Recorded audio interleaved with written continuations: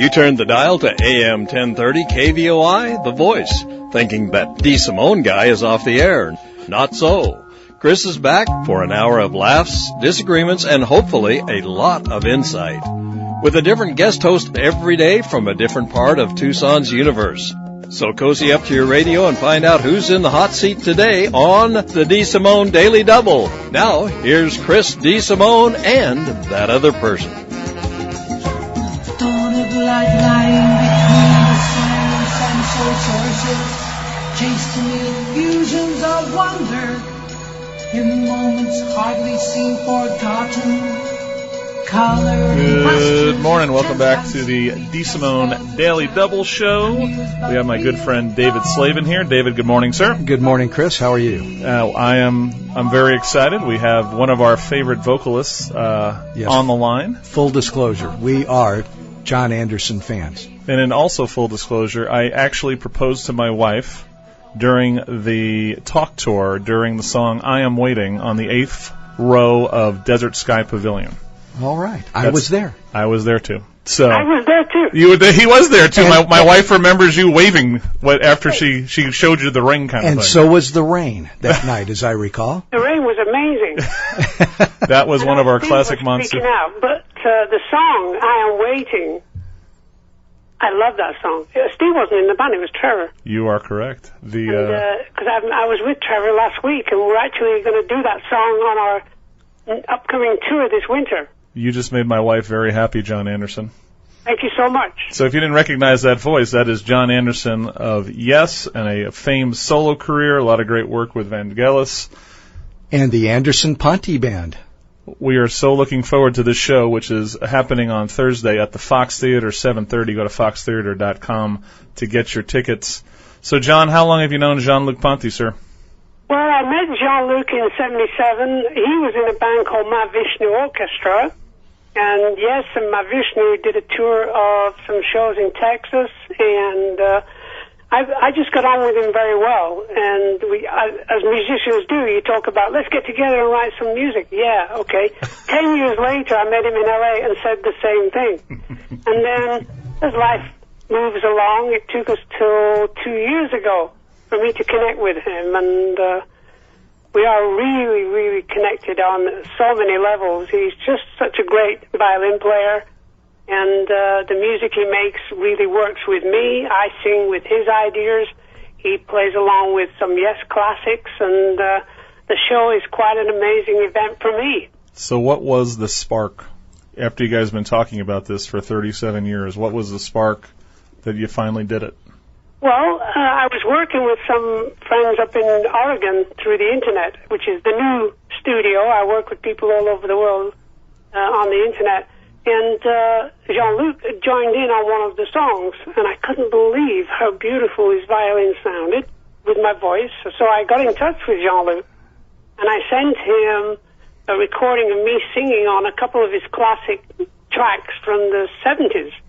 And he loved it and said we should get together. So I arranged a session up in Aspen, the opera house there, and we got together with his band, and we did a couple of shows, and we recorded and made a video of the recordings of the show.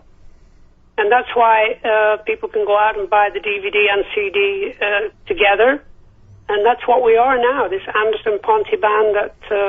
and we are moving into new directions already. We toured last year in October, November, and now we're on tour again this coming April, May.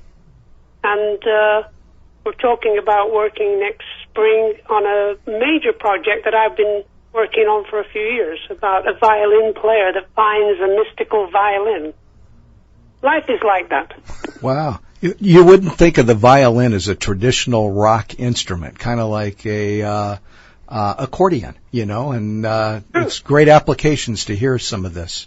Well, Jean-Luc was the first to electrify a violin in the 70s, late 60s actually, and he joined some jazz bands in Paris. He'd studied classical music. So when we met for the first time just over a year and a half ago, up in Aspen, it was like meeting a brother from a different world. It's wonderful. So, John, this album, Better Late Than Never, was funded through a Kickstarter campaign, which I think it's possibly your first way of ever financing an album. Explain the freedom of that and the anxieties of that. Well, the freedom is the people that are going to get involved and help develop the adventure. The frustration, obviously, at times is that they and we said, okay, well, we'll have it ready by January, 2 months later, thinking, it'd making a record, it's nothing. But eventually you finish up working more on the album, making it sound better in the studio, adding more guitars to it and things like that didn't really work on the actual live recording. And, of course, I would miss a few words here and there, and I had to redo some lyrics and a couple of vocals that were a little out of tune. But, you make it sound as good as you can, and that takes a little bit longer. So there was one or two people got a little frustrated that it wasn't delivered in January, but it came out in April. So everybody was actually very excited when it came out, and everybody's been very sort of clear about their understanding that they were involved in it, and they helped it to come through. And, of course, Kickstarter now helps with movies, with theater, on so many levels. People are getting involved with so many different kind of projects, which is great. So this wasn't actually released then on a label, is that true? It was released on a label, Liaison Records, and but it wasn't sort of financed by a record company. It was financed by people out there in the wide world of Kickstarter. So when you guys did the back-end accounting of doing a Kickstarter campaign, did it work out the way you guys thought it would work out? Very much so. Okay, I think, good. Jean-Luc is the more mathematician of the group, of me and him. I'm more the dreamer. Yeah, I'm dreaming about it all, So how about doing arrangements of each other's tunes, whether it's Yes tunes or Jean-Luc's tunes, and how did that process work when you were tackling a Jean-Luc tune and the other way around? I think it just comes natural for me to want to sing if I love the music, and if Jean-Luc would present me with an idea musically, I'd just jump on it, sing, and then realize, the solo's going to come up next, and I'll just finish my lyric here, and then I'll join in later on in the song, and so on. So you find your happy medium, And with the Yes music, it became very interesting working with a band of musicians that were basically very jazz fusion sort of orientated. I didn't want them to try and sound like Yes, because that's not why we got together. We want to do something a little bit more adventurous and different. So we would do well-known songs, but celebrate the talent within the band, like we did a song, Wondrous Stories, and we let the piano player do the introduction, and then he would follow me into the song, and then the band would pick it up in rehearsal, and I said, that's perfect, let's just do it like that. And then another song we do, Long Distance Runaround, we actually approached it like an Indian sort of raga, which is very, very slow and developing and very mystical, going into long distance. So, of course, when we decided to do the show, we wanted to put in the songs that people know, like Roundabout, of course, and Owner of a Lonely Heart. But with Owner of a Lonely Heart, I suggested to Jean-Luc he should do a more orchestral, rhythmic, sort of violin energy into the song and see how that fits together. And it actually worked very well. So you play a little juggling, musically speaking, and you want to put on a good show, and that's what we want to do. Well, the show is outstanding. I saw the show at Talking Stick last year. Up in Scottsdale. And you brought up some songs, John, that I just thought I'm going to kind of jump ahead, if I may. You talked about some of the old Yes songs, Roundabout, and adding lyrics, and the way you just add lyrics to some stuff that Jean-Luc Ponty presented to you. Sure. And I'm thinking to myself, all right, how do you explain, and I know that you've probably been asked this hundreds of times, but your lyric writing, how do you explain what John Anderson brings to the table in terms of lyric writing? It's not the traditional 3-minute, I love you, you love me, let's get married type of song. And right.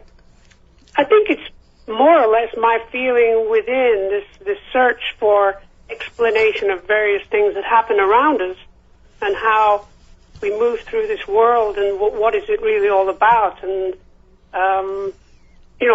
when I got into the Long Distance Runaround, which is a pretty well-known song, it was the idea of religion really giving us a runaround. All these different religions, why aren't they the same? Because in a way, as I had read in a book, that all rivers meet the same ocean, so all religions go to the same God, sort of thing.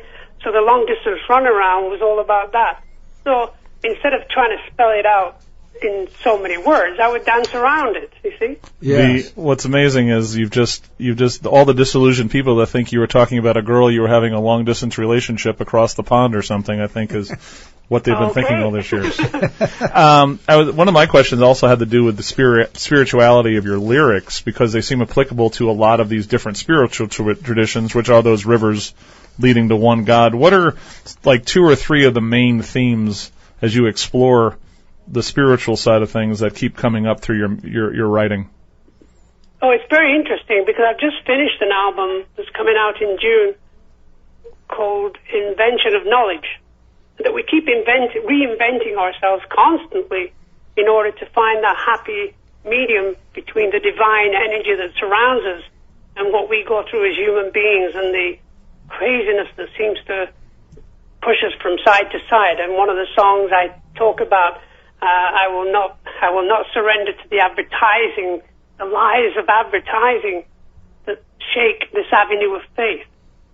What you hear on the radio and what you hear and see on the TV, the advertising is constant. It's sort of, after a while, it's sort of like, come on, it's so obvious what they're trying to do, Well, how many pharmaceuticals can I take in one day, John Anderson? And so on, rather than give a fulfillment of life on many levels. And health, of course, is very important, and good health is excellent. If we were taught at school a little bit more about what we obviously grow up to learn as we get older about things that surround us, it would, the Earth Mother is an incredible source of information. I started getting into biomimicry, which has become very, very, I would say fashionable in a way, but it was on TED, that Google TED, sure. TED, and you get a lot of information about what people are thinking around the world.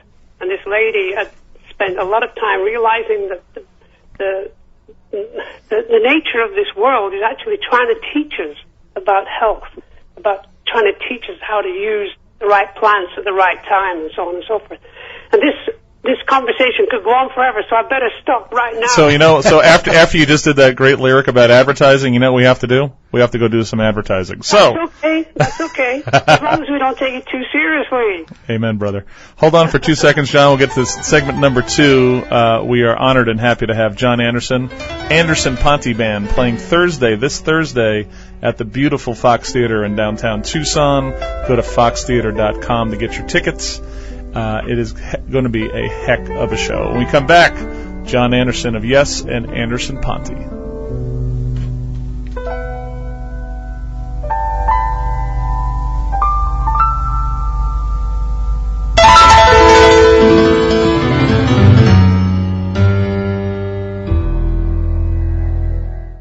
You earned your associate's degree in healthcare, but are ready to advance. What's next? Fitting school, work, and family into your busy schedule may seem impossible, but it's not. And Pima Medical Institute is ready to help right now.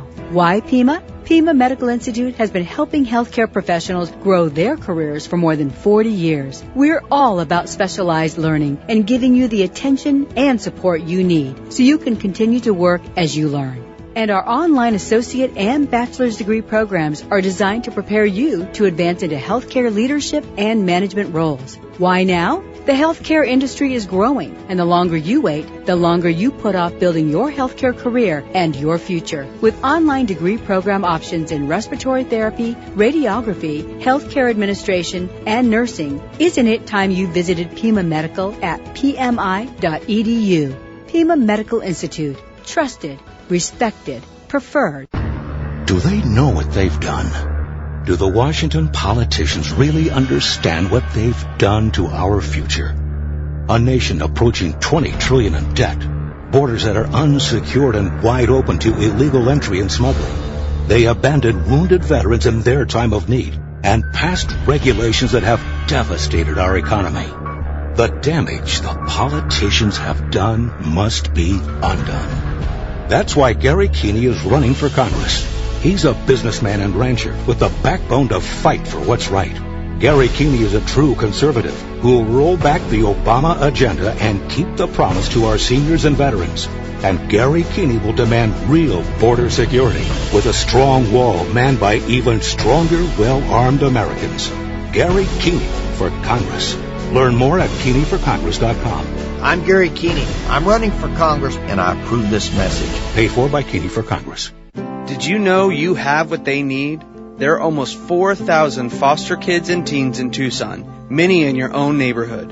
Because of neglect, abuse, or domestic violence, these kids have nowhere to go. When things happened in our family, my sister and I needed a place to stay. At first it was scary, but my foster mom and dad are really nice. And now it kind of feels like home. I'm really happy because even though we aren't with our parents, at least we're together. You might be surprised how many ways you can make a difference for kids just like this. If you have a room in your home or in your heart, then you have what they need. And Gap Ministries has what you need. From support to resources and information, we're here to help you succeed. Plan on attending an orientation coming up on Monday, May 9th at Gap Ministries from 6 to 7 p.m. with dinner and childcare provided. You can learn more at youhavewhattheyneed.com or Gap Ministries at 392-8469.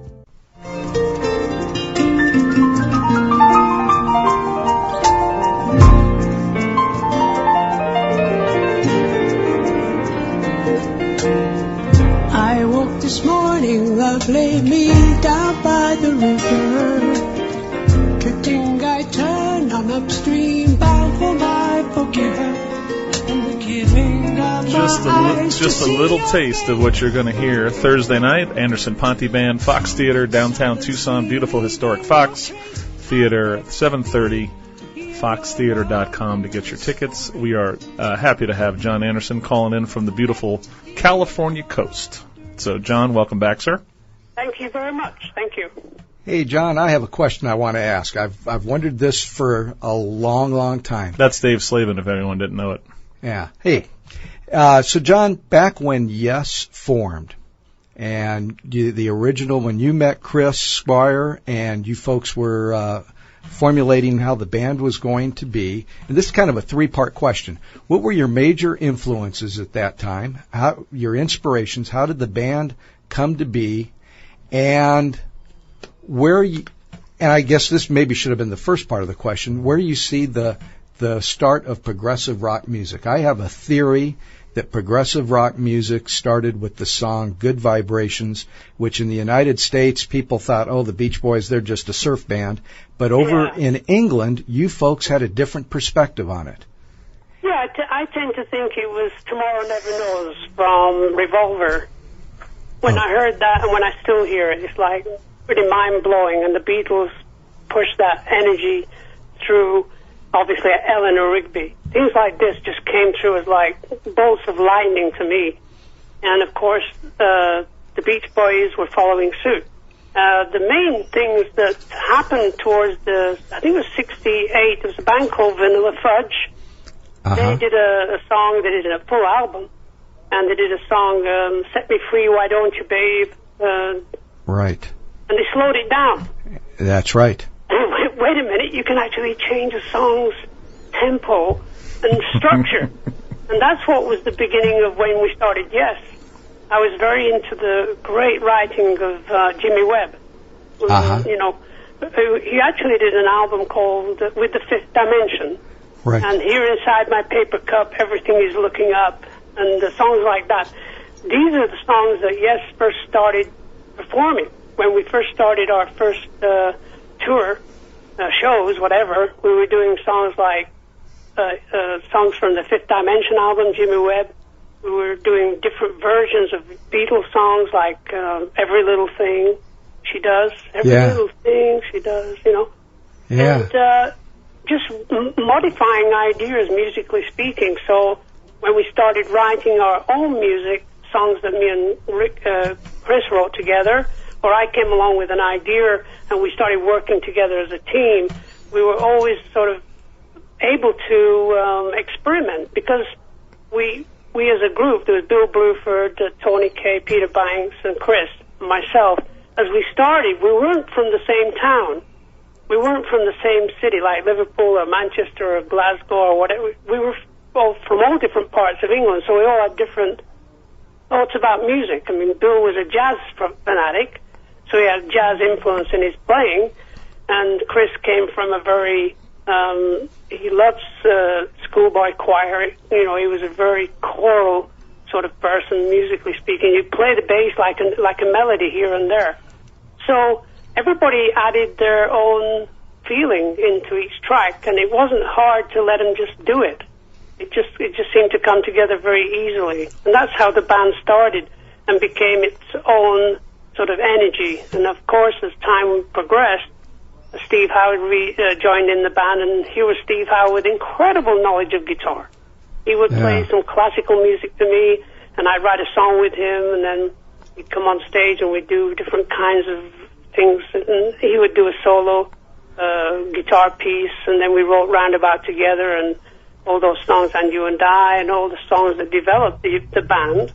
So then Rick Wakeman joined the band, and all of a sudden we had an incredible classical pianist and an incredible composer. So there was so much musical influence within the band in those first 2 or 3 years that sort of pushed us along. So as you were moving through the early part of your career, and there's these other musical groups out there that are also pushing the envelope like Yes was, were there any other musical acts or groups out there that you looked at and said, wow, they pushed it to that next level, we can go there too? I remember when we first saw King Crimson. They were playing in the Speakeasy Club, the well-known club in London, and me and Chris went there to see them play. We'd heard about them, but we hadn't heard any music. And after their first session, which was the first half of their album, I looked at Chris and said, I think we have to start rehearsing more. So this was still them on Court of the Crimson King album in '69? Yeah, that was their first album. And they played it live. There it was, and it sounded incredible. Wow. Incredible. It blew my mind and made me say, you know, we've got to start rehearsing harder. Wow. Progressive rock definitely came from a British influence, didn't it? Yeah, more or less, I think. But then Zappa did it. As you see, a lot of us loved and appreciated what Zappa was up to. And, of course, at that beginnings of Yes, Weather Report, my Vishnu Orchestra came along. We were doing our tour, and they opened up for us and the Kinks. And Their first gig was at the New York State University. And so, again, we were standing there watching Mahavishnu rehearse and sound check, and we couldn't believe them. It was just unbelievable music. Wow. We're on with John Anderson of Anderson Ponte Band, of course, and Yes fame. They're playing Thursday night at the historic, beautiful Fox Theater this Thursday night, 7:30. Get your tickets at foxtheater.com. Now, John, we do have to talk about the loss of your friend and musical giant, Mr. Squire. Yeah, he's very tall. Explain Chris's not just position in relation to Yes, because he is the one of the rocks of the foundation. Sure. But in music at all, overall in rock music, what is Chris's position? One of the great bass players of all time. One of the most musical bass players of all time. Wild and wonderful and crazy. I remember that I was able to get in touch with him and reconnect with him before he passed away. And all I wanted to say was thank you. Because without you, I wouldn't be doing what I'm doing. And I'm so grateful. Get well. That was what I sent to him. And he reiterated that to me. And it was a very powerful moment when he passed away. It was very, very powerful on many levels. How long did you know he was that ill? Did you know it for a long time? No, a couple of months. Sometimes you wonder how he managed to survive at times. He's laughing at me now. He is, honestly. We're so connected now. And he was so funny. He was so damn funny. He was so dry. He was always late. That was his big thing. He was always late. He drove Trevor Rabin crazy on tour. He drove everybody crazy on tour. We're gonna catch the next plane. We're gonna miss the next plane. Where's Chris? Eventually he wandered down. Oh, well, what's the matter, guys? Chris, we're late. I know. You know, they're gonna put it on the tombstone. The late Chris Squire. There's always that story when you guys are playing Madison Square Garden with the 90125 crew, and you guys had a packed stadium, arena, and Chris was nowhere to be found. True. It's just one of those things. But he never played bad. He always played great. And we had this thing about that on stage. I'd look at him, look at me, and he'd just look at me with a look in his eye and smile. And he'd be playing the most beautiful, beautiful bass work. And he was stellar, right, until the last time I played with him, which was about 10 years ago, but it was still 12 years ago.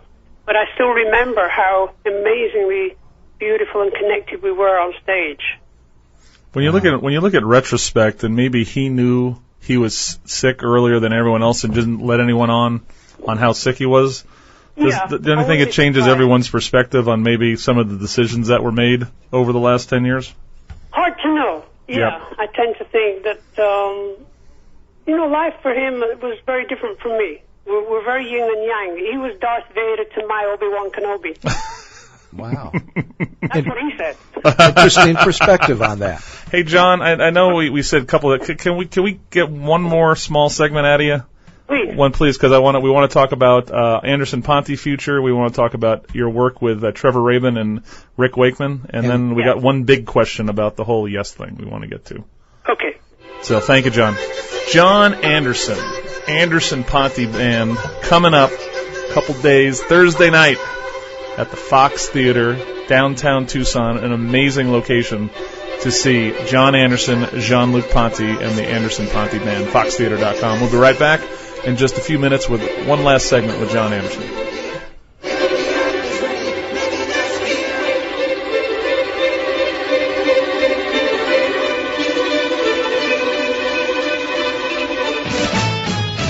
Good morning, Tucson. It's 8:34. I'm Ed Alexander. Tucson traffic got some problems out there. Westbound I-10 frontage road at Ruthroff. That was from earlier, but still hanging in there. Westbound I-10 left lane approaching Drexel.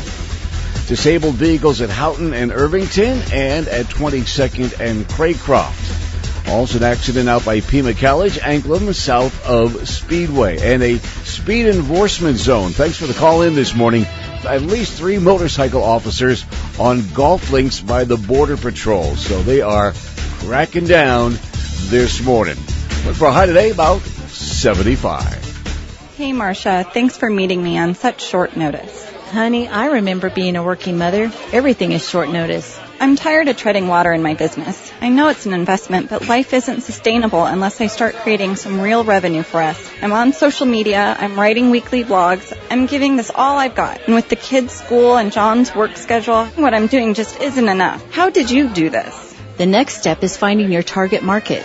Now you have access to a wealth of information through Good Neighbor Ventures community stakeholder reports. What information? Demographic, crime, health, education, and employment data specific to your area. You have the brand and the guts to make your business work for your family. Community Stakeholder Reports empowers you to reach your market. You will see the return on investment you've been working so hard for. Where do I get this information? Go to empowertucson.org and click on Community Stakeholder Reports. Thanks for all your help, Marcia. You're welcome. Are you ready to order? Spring is bug season. Hi, it's me. And bugs fear the blue trucks from Essential Pest Control. Go blue with Essential Pest Control. We'll eliminate those bugs, bees, and termites. And stop paying too much to that national provider. Buy local for great service and affordable rates. Call Essential Pest Control because bugs fear the blue. Run for your life. Call for the blue trucks from Essential Pest Control. 886-3029. That's 886-3029. Or check online at essentialpest.com. Life is filled with uncertainties. Your career, your health, your family situation. They are all subject to change. So how can you plan for your future when you don't know what it will hold? I am Alan Willenbrock, financial advisor with Morgan Stanley, and I can help you. I will work with you to create a wealth plan and to manage your investments. And the great thing is, I'm right here in Tucson. To make an appointment with me, call me at area code 520-519-2330. Investments and services offered through Morgan Stanley Smith Barney, LLC, member SIPC. Happy anniversary, happy anniversary. Man, I can't believe it's been 60 years. Yeah, I know. It just keeps getting better and better. And I've always loved the Joe's Special. This makes 60 years for Mama Louisa's, and the pasta is still made from scratch by the third generation of the Elefante family. Mama Louisa's, 2041 South Craycroft. Call for catering or takeout, 790-4702. Mama Louisa's on Craycroft, just north of the DM gate. My husband thinks he's MacGyver. Give him a paperclip, duct tape, and chewing gum, and he can fix anything for about a day. Honey, it's 1,000 degrees outside. Please call Mission Heating and Cooling to repair our air conditioning. Look, I'm not spending money on that. Well, Mission Heating and Cooling will do a free estimate, free diagnostic test, and not charge us for the trip. Don't worry, honey. I've got this. Listen to your wife. Call Mission Heating and Cooling today at 822-8499.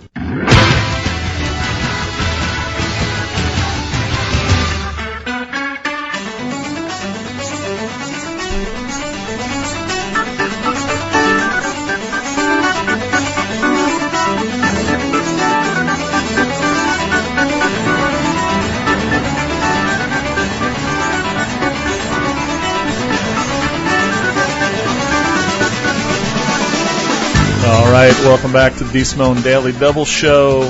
Happy to have John Anderson calling in from the West Coast. The show is this Thursday night, Anderson Ponte Band, 7:30 at the historic Fox Theater. Welcome back. We have one more segment with Mr. John Anderson. John, thanks for being here. We are having a ball talking to you, sir. Thank you. Excellent. So we were talking before the interview that you're an incorrigible English Premier and Man U fan, so you've had quite an interesting year, sir. Well, I just saw this wonderful show about Leicester City, and it's just the history, and then this season, and how they've transformed the world, and Vardy, the number 9, is scoring all these goals, and how he was 6 years ago in a not even a non-league club. He was in a 8th division club, working with people who were, people who just went out and did jobs all day and played football for fun. 8 years ago, and there he is, number 1 in the spotlight of the Premier League. It's amazing. And John Anderson and my daughter are in big agreement. The MVP of Manchester United is the goalie, David De Gea. Oh, for sure. I said, without him and those incredible hands and wrists that he has, he's stopped so many goals this year. It's just been unbelievable.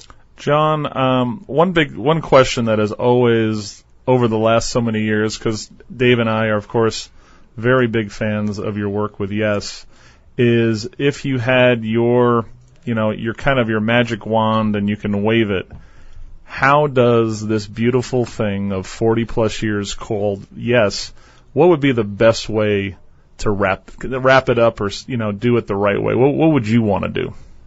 Create some of the greatest music in the next 20 years. I'm still Yes. I'm still part of Yes in my heart and soul. I didn't leave the band. The band went off on their merry way when I wasn't very well. So I've got it in my DNA to be, musically speaking, Yes, music, Always Yes. That's exactly right. You're always will be looked at as a member of Yes by the fans. That's for sure. You were the face of it, and it must be something to be very proud of. And the musical innovations. We're talking about what you're going to be doing with Anderson, Rabin, and Wakeman. And I think of Rick Wakeman, and we heard the bumper music. And I think Rick Wakeman and Keith Emerson, they took the keyboard instrument and actually made it the lead instrument, like a lead guitar player. And their innovations were truly remarkable. Very much so. I remember seeing Keith at the Marquee Club when we first got together, me and Chris, and we went downstairs to watch this band called Nice, which was Keith Emerson's first band. And he was on top of this Hammond, rocking and rolling with his Hammond, doing an incredible version of America. Ta-da-da-da-da-da-da-da. Unbelievable. Yeah. And then Rick came along, and him and his cape. Was there a natural competition between the bands? No, really.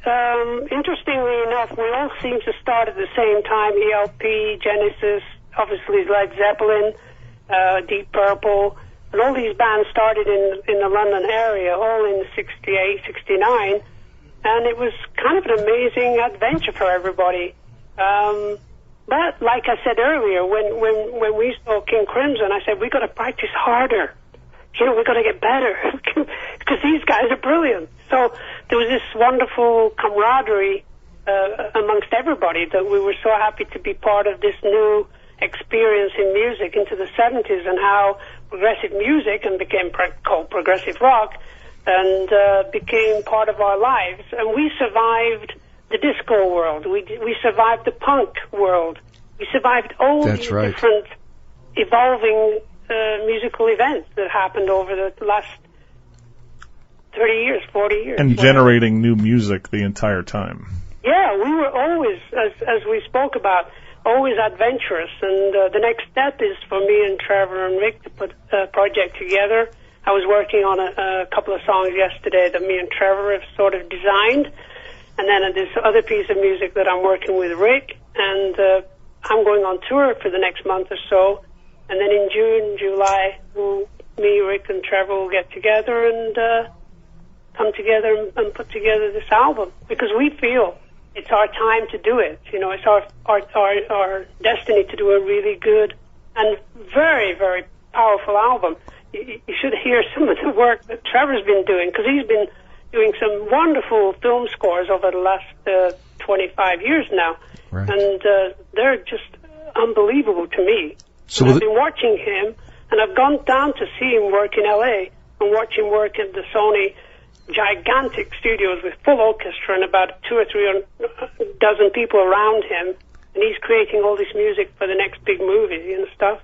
And it's just wonderful to see him grow as an artist and as a musician and as a friend. We became friends over the last 10 years very, very deeply. So is there going to be a tour? You betcha. All right. Later in the year or early next year, we're just trying to negotiate it now at the moment.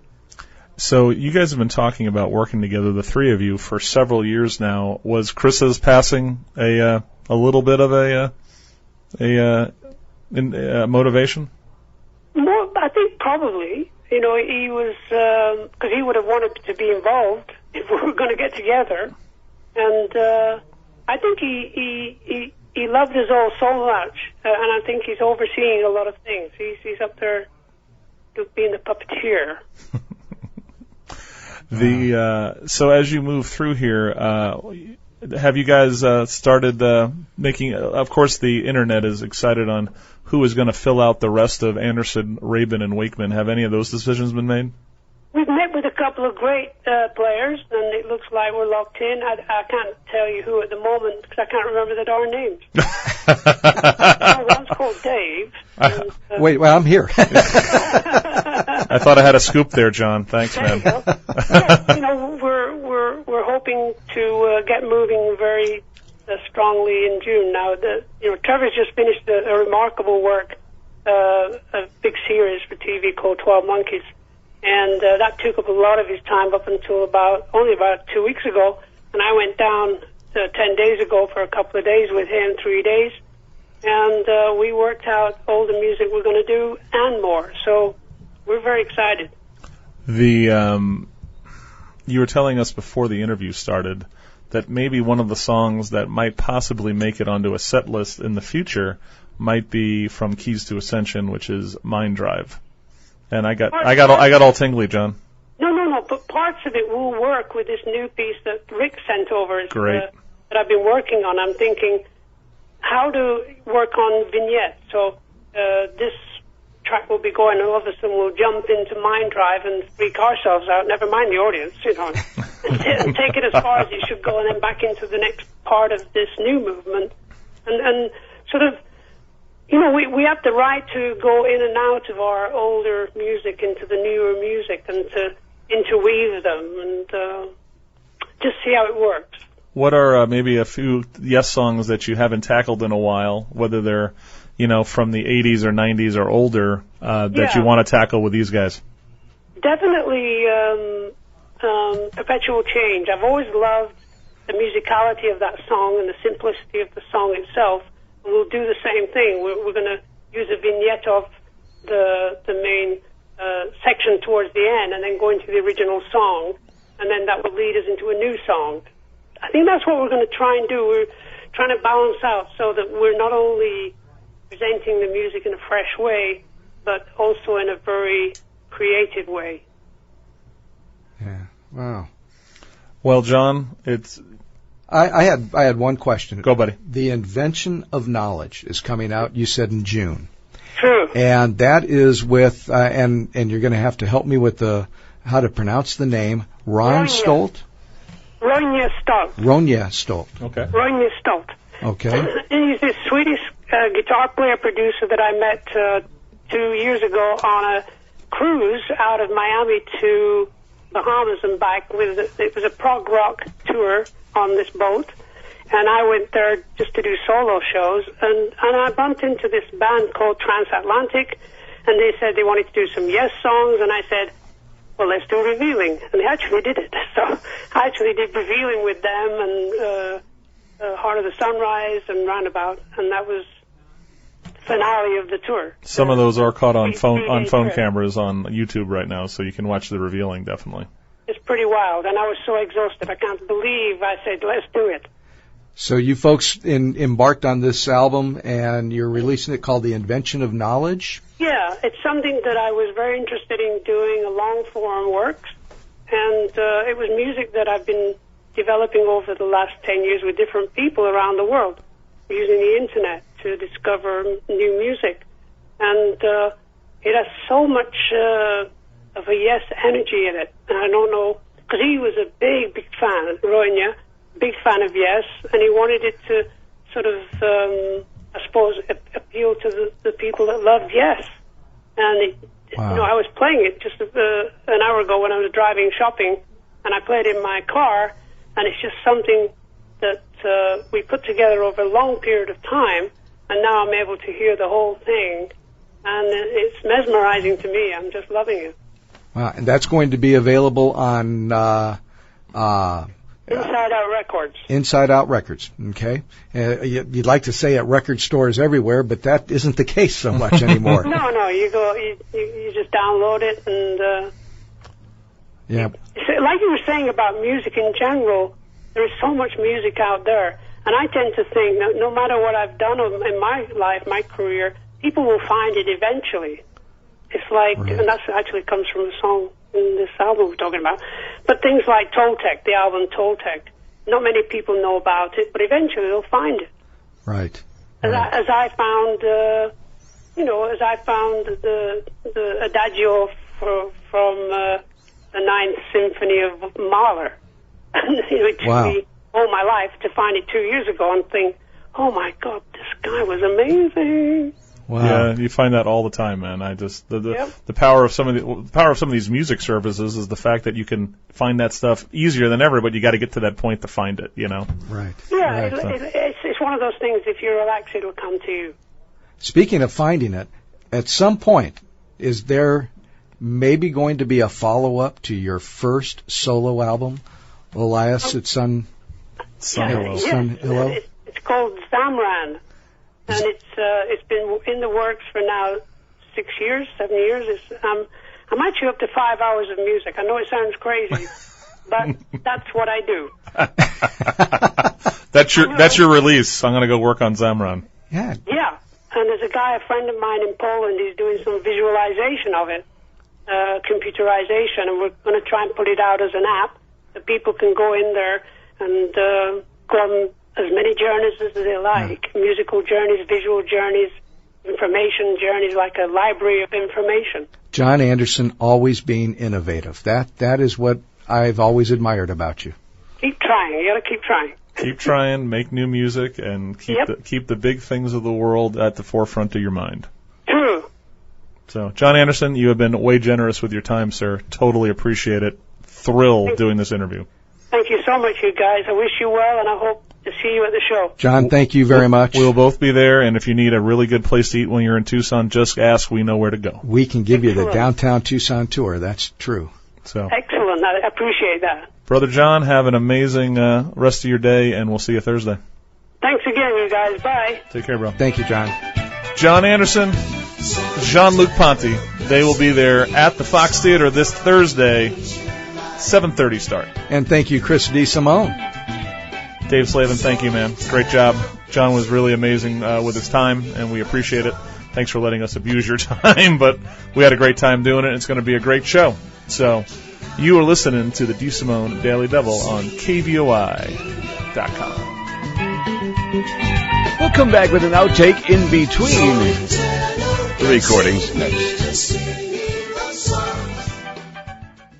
We all want the best for our children. We want schools that prepare our students for the next step, for college and careers. But today, Arizona schools need help. School programs are getting cut. We're losing some of our best teachers. Prop 123 is an important first step toward improving Arizona schools. It will put $3.5 billion into Arizona classrooms without raising taxes. Teachers support Prop 123 because it will give them the tools they need. Money will actually go to the classroom, and local school districts will have a voice in how those funds are spent.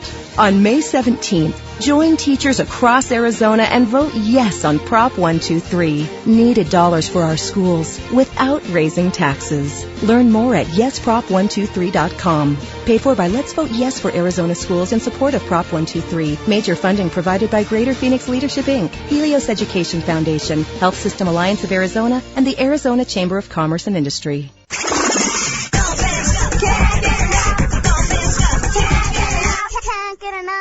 It's all about fun and excitement at Golf and Stuff, and we're making it really easy for families and groups to enjoy acres of fun. This is Sarah, the Director of Fun at Golf and Stuff. We're inviting you to come enjoy K-Love Family Nights every Thursday from 5 to 8 p.m. Try your skills at miniature golf on our beautiful golf courses. One attraction of go-karts, electric bumper boats, or laser tag, plus 4 tokens for the largest arcade in Tucson for $10.